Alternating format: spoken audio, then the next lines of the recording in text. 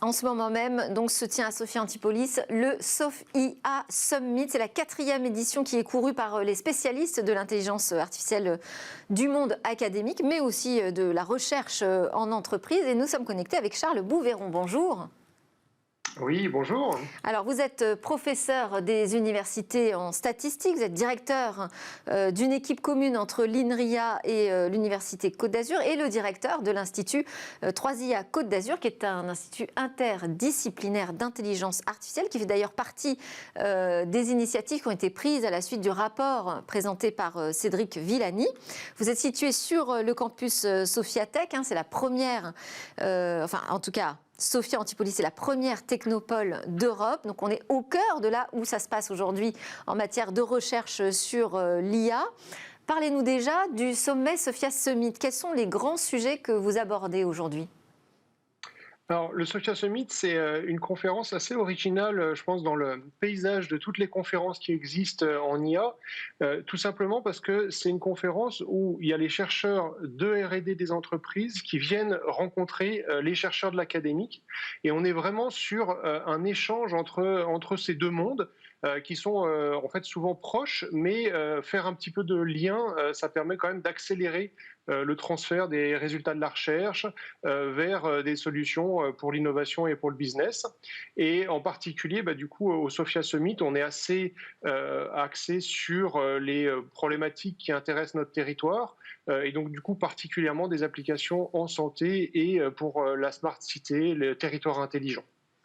Et donc là, en fait, ce que vous nous dites, c'est que ça permet aussi de rencontrer les besoins des industriels, des centres de R&D, c'est-à-dire que les chercheurs académiques vont être à l'écoute des besoins de centres R&D et pouvoir créer de nouvelles collaborations ?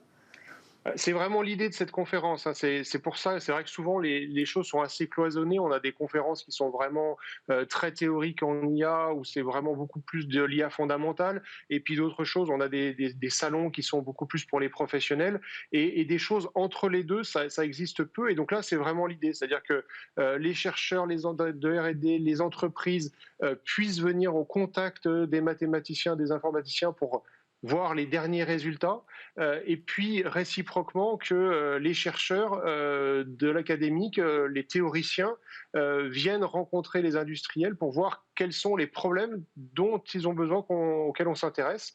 Et c'est quelque chose, en tout cas moi en tant que chercheur, c'est quelque chose où je suis assez, c'est ce que je viens chercher, et je pense que les plus beaux résultats que j'ai obtenus théoriques ont certainement été inspirés de problématiques pratiques qui viennent du monde industriel ou des applications.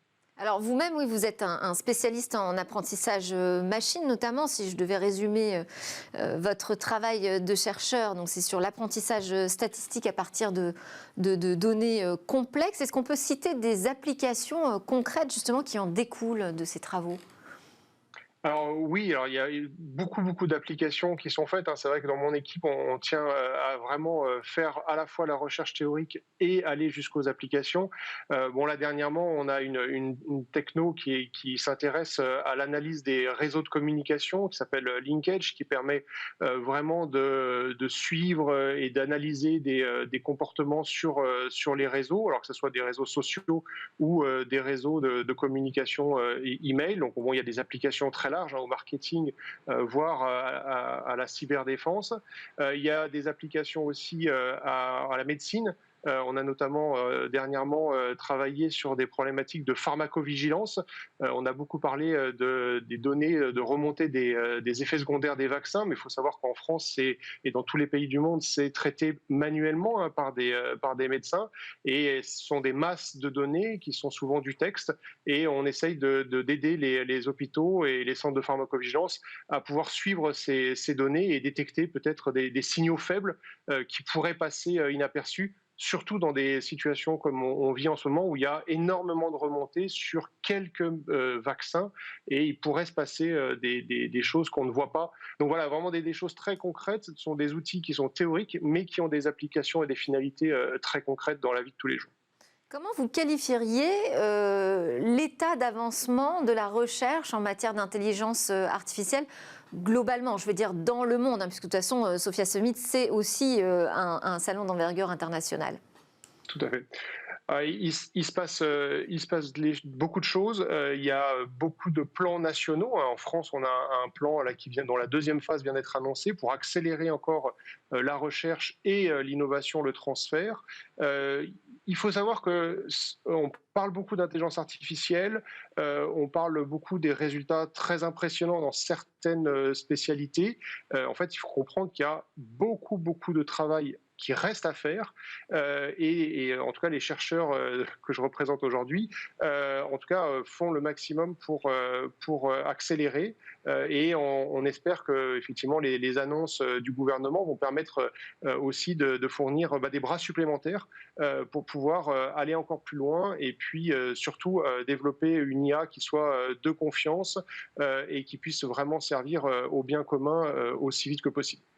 Alors justement, je crois que le préfet Vedel est venu sur le salon, hein, c'est le coordinateur de la stratégie nationale en matière d'intelligence artificielle.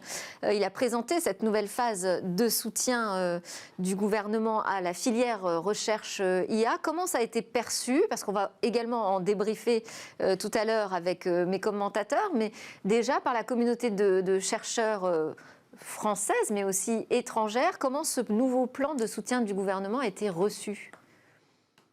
Alors, il a été forcément très bien reçu, puisque effectivement, quand il y a une nouvelle phase, ça veut dire que le travail qui a été fait par le passé semble apprécié et qu'on a envie de l'amplifier. En plus, on a la chance d'avoir effectivement un coordinateur, donc le préfet Renaud Vedel, qui s'intéresse vraiment sur les aspects techniques et qui pose vraiment des questions intéressantes et qui nous demande aussi d'aller plus loin et d'y répondre.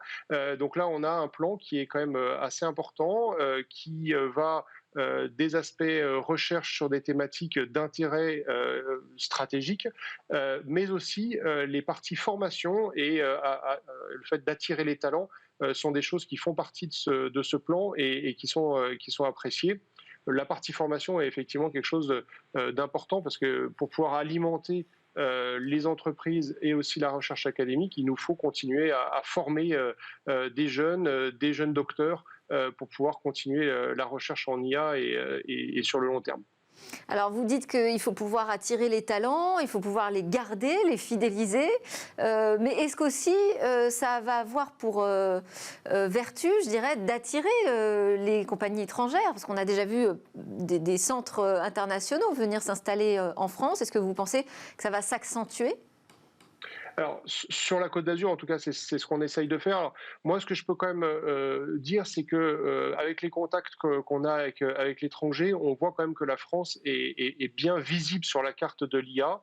Alors, c'est sûr qu'on a une école française en mathématiques et en informatique, et donc en IA, qui est vraiment très reconnue. Je pense aussi que les collectivités territoriales, l'État font vraiment une action qui est importante vis-à-vis aussi du business, hein, c'est-à-dire qu'ils soient possible pour les entreprises de s'installer en France et développer un business sur l'IA. En tout cas, localement, sur la Côte d'Azur, toutes les collectivités, le département travaillent vraiment main dans la main pour pouvoir faire en sorte que ça soit facile et possible. Et d'ailleurs, on note que sur la Côte d'Azur, on a beaucoup de start-up en IA qui se montent, et notamment l'Institut 3IA Côte d'Azur que je dirige, on les accompagne aussi. On a un programme qui s'appelle Startitup, qui permet effectivement de les accompagner financièrement sur les premières années. Et on avait misé sur 4 startups cette année, dans une année encore un peu compliquée. Et en fait, c'est d'ores et déjà accompli. Donc on voit que la dynamique est là, et en particulier sur les startups.